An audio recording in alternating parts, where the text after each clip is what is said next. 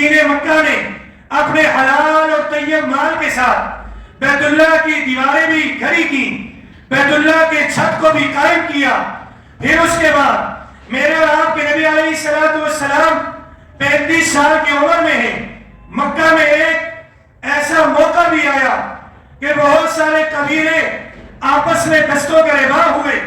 ایک نے دوسرے کو نیچا دکھانے کے لیے، دوسرے نے تیسرے کو نیچا دکھانے کے لیے اس کا دعویٰ کیا کہ بیت اللہ کی جو دیواریں کھڑی ہو چکی ہیں، اب جس طرف یہ حجر اسود نصب تھا اس کو نصب کرنا ہے تو ہمارا قبیلہ شان والا، ہمارا قبیلہ اہمیت والا، ہمارے قبیلے کے پاس طاقت بھی ہے، ہمارے قبیلے کے پاس پیسہ بھی ہے، لہذا چاہو جلال کے اعتبار سے، پیسے اور شان کے اعتبار سے ہمارا قبیلہ اعلیٰ، اس لیے ہم زیادہ استعار ہیں کہ ہم اس حجر اسود کو اسی جگہ پہ جہاں پہلے بیت اللہ کی دیواروں میں یہ نصب تھا ہم اسے نصب کریں گے. اور میں نے پچھلے جمعہ اپنی تقریر اسی عنوان پر ختم کی تھی کہ حجر اسود یہ وہ پتھر ہے جو صرف پتھر نہیں بلکہ جنت کا پتھر ہے. یہ وہ پتھر ہے کہ جس کے بارے میں صحیح ترمذی میں میرے اور آپ کے نبی علیہ السلام کی حدیث موجود ہے کہ اللہ کے نبی نے فرمایا یہ دودھ کی طرح سفید تھا، لیکن اہل اسلام جو گناہگار جا کر وہاں اس کو سلام کرتے ہیں، چومتے ہیں، بوسہ دیتے ہیں یا اس کا استعلام کرتے ہیں، یہ ان کے گناہوں کی وجہ سے سیاہ ہو چکا ہے. اور یہ وہ حجر اسود ہے کہ کل قیامت والے دن یہ حجر اسود ہر اس شخص کی جس نے کبھی بھی اس کو جا کر بوسہ دیا، اس کو چوما، اس کو سلام کیا یا استعلام کیا، یہ ہر اس شخص کی کل قیامت والے دن اللہ کے حضور سفارش کرے گا. یہ اتنا عظیم پتھر جو ہے تو پتھر، لیکن پتھروں میں سب سے اعلیٰ پتھر اس لیے کہ یہ جنت سے آیا ہے. کہاں سے آیا ہے؟ جنت سے آیا ہے. آپ علیہ السلام کی عمر مبارک 35 سال. اہل مکہ کے قبائل آپس میں جھگڑ پڑے، رولا ہو گیا، شور ہو گیا. ہر قبیلہ اسی گمن میں، اسی زام میں کہ ہم طاقتور بھی ہیں، ہمارے پاس پیسہ بھی ہے، ہمارے پاس مال و دولت بھی ہے، ہمارے پاس جاہ و جلال بھی ہے، ہم زیادہ اہمیت کے حامل ہیں، اس لیے اس پتھر کو ہم نصب کریں گے. قریب تھا کہ وہ لڑائی زور پکڑتی اور ایک دوسرے قبیلے کے خلاف تلواریں نیاموں سے نکلتی اور نوجوان دستوں کا ربا ہوتے.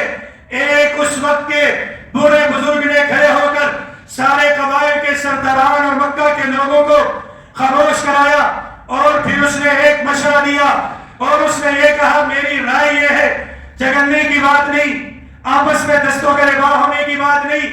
یقیناً یہ ایک سعادت ہے، یہ ایک بڑا ہی اہم ایک کام بھی ہے اور سعادت بھی، لیکن یاد رکھو جھگڑنے سے، دستوں کا ربا ہونے سے مسئلہ حل نہیں ہوگا. میری رائے یہ ہے، میں ایک فیصلہ کرنے لگا ہوں، جس کو قبول ہو ہاتھ کھڑا کرے. میں یہ فیصلہ کرتا ہوں کہ جو شخص بھی صبح ہونے سے پہلے حرم کعبہ میں داخل ہو گیا، وہی شخص جو فیصلہ کرے گا تمہیں قبول ہوگا. سب نے ہاتھ کھڑا کیا اور اس فیصلے کو تسلیم کیا اور آمین کہا. لہذا صبح ہوئی. اللہ کی شان دیکھیے، میرے اور آپ کے پیارے نبی ہیں، میرے اور آپ کے پیارے حبیب ہیں، اللہ کے محبوب اور حبیب نبی ہیں صلی اللہ علیہ وآلہ وسلم. سب سے پہلے حرم کعبہ میں داخل ہوتے ہیں. جب سرداران مکہ آئے، دیکھا اللہ کے نبی 35 سال عمر، ابھی اعلان نبوت نہیں فرمایا. لوگ آپ کو صادق کہتے ہیں، لوگ آپ کو امین کہتے ہیں، لوگ آپ کو دیانتدار کہتے ہیں. آپ کی شرافت، آپ کی صداقت، آپ کی حق گوئی، آپ کے معاملات، آپ کے اخلاق اور آپ کے کردار سے متاثر سارا عرب جانتا ہے. یہ بنو ہاشم کا لخت جگر، یہ اہل قریش کا نور نظر، یہ عبد المطلب کا پوتا، یہ عبداللہ کا نور نظر، یہ تو آمنہ کا لال، یہ تو اتنی صفات کا حامل. سب نے شکر ادا کیا اور سب نے کہا یہ بہت اچھا ہوا. محمد عربی وہ شخصیت ہے جن کے اوپر کسی کو اعتراض نہیں، کوئی انگلی نہیں اٹھا سکتا. آپ کے اخلاق پہ کوئی آپ کی صفات پہ انگلی نہیں اٹھا سکتا، سارے کے سارے آپ کے اخلاق سے متاثر اور آپ کی ذات سے متاثر ہیں۔ سب نے کہا بہت اچھی بات، یہ جو فیصلہ کرے ہمیں قبول۔ آپ علیہ السلام نے حجر اسود تھوڑا دور پڑا ہوا تھا، وہاں پہ سب قبائل کے سرداروں کو بلایا، جو بھی اس وقت 4 5 6 قبائل کے سردار تھے انہیں جمع کیا۔ اپنی کالی کمڑی جو آپ کے کندھے مبارک کے اوپر تھی، جسے قرآن نے یا ایھا المزمل کہا، یا ایھا المدثر کہا، وہ کالی کمڑی آپ علیہ السلام نے اپنے کندھے مبارک سے اتاری، اسے بچھایا، اپنے ہاتھوں سے حجر اسود کو اٹھایا، اس کملی کے اندر، اس چادر کے اندر رکھا، اور اس وقت کے سرداران مکہ قبائل کے سرداران کو بلایا اور کہا ہر ایک آئے اور اس چادر کو اٹھائے۔ ہر ایک نے آ کر اس چادر کو اٹھایا۔ گویا عدل و انصاف کا ایک ایسا فیصلہ کہ ہر ایک کا حصہ پڑ گیا حجر اسود کو اٹھانے والوں میں۔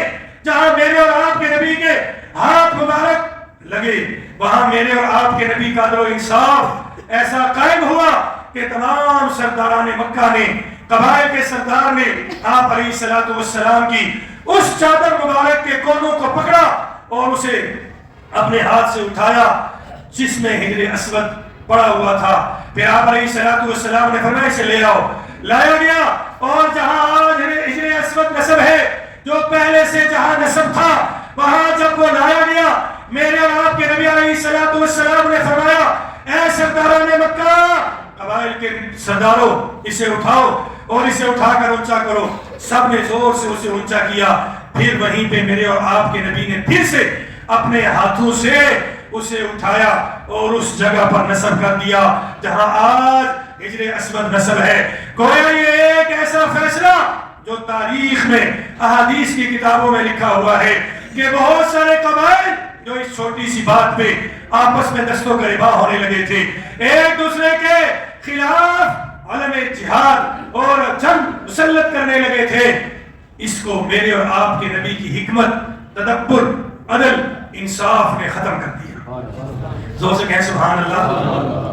میرے اور آپ کے نبی کی شان یہ ہے، میرے اور آپ کے نبی کا مقام یہ ہے کہ آپ علیہ السلام حکیم بھی ہے، مدبر بھی ہے، سیاستدان بھی ہے، اور میرے اور آپ کے نبی عدل و انصاف کرنے والے عادل اور منصف بھی ہے۔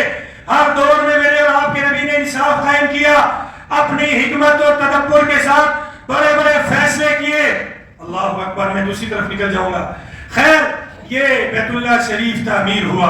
ایک اس کی تعمیر اس وقت کی گئی جب آپ علیہ السلام کی عمر مبارک تقریباً 35 سال تھی۔ پھر اس کے بعد میں نے عرض کیا یہ مشرکین مکہ کے دلوں میں اس کی عظمت، اس کی اہمیت اور اس کی وقت اور اس کا احترام بہت زیادہ تھا۔ آپ علیہ السلام نے ایک دفعہ حضرت عائشہ سے فرمایا، عائشہ میرا دل چاہتا ہے کہ میں اس بیت اللہ کے 2 دروازے بناؤں۔ حدیث میں آتا ہے، بخاری شریف کی روایت۔ فرمایا میرا دل چاہتا ہے میں اس بیت اللہ کے 2 دروازے بناؤں اور اس کو زمین کی سطح کے برابر کر دوں، اور ایک دروازے سے لوگ داخل ہو، دوسرے سے نکلے۔ یہ حدیث بخاری شریف کی روایت موجود ہے۔ آپ علیہ السلام نے اس کا اظہار کیا، لیکن ظاہر ہے زندگی نے وفا نہ کی، اور پھر اہل مکہ کے ظلم و ستم اور آپ کی پریشانیوں اور تنگیوں سے تنگ آ کر میرے اور آپ کے نبی نے اللہ کے حکم سے مکہ سے مدینہ المنورہ ہجرت کی، وہ الگ موضوع ہے۔ خیر، میرے اور آپ کے نبی کا زمانہ ختم ہوا۔ پھر اس کے بعد اس بیت اللہ کی تعمیر حضرت عبداللہ بن زبیر رضی اللہ تعالیٰ عنہ نے یزید کی حکومت کے خاتمے کے بعد دوبارہ اس کی تعمیر آپ رضی اللہ تعالیٰ، عبداللہ بن زبیر رضی اللہ تعالیٰ 9 سال حکمران رہے، 9 سال، اور آپ نے اپنے دور حکومت میں اس بیت اللہ کی تعمیر اثر نو کی۔ اور آپ علیہ السلام کی اسی خواہش جو بخاری شریف کی روایت حدیث میں آئی، جو آپ علیہ السلام نے حضرت عائشہ سے فرمائی تھی، اس کے مطابق اس کی تعمیر کی، اور 2 دروازے رکھے، ایک دروازے سے داخل ہوتے، دوسرے دروازے سے نکل جاتے۔ گویا ایک دروازہ مشرق کی جانب سے، دوسرا دروازہ مغرب کی جانب سے، اور ان دروازوں کو زمین کی سطح کے برابر رکھا۔ لیکن پھر تغیر زمانہ، پھر اس کے بعد حجاج بن یوسف جب حکمران بنا، اس نے دوبارہ سے حضرت عبداللہ بن زبیر رضی اللہ تعالیٰ عنہ کی گئی اس تبدیلی کو تبدیل کر دیا۔ اور دوبارہ سے جو اہل قریش نے جیسے بیت اللہ شریف کی تعمیر کی تھی اسی طرح اس کو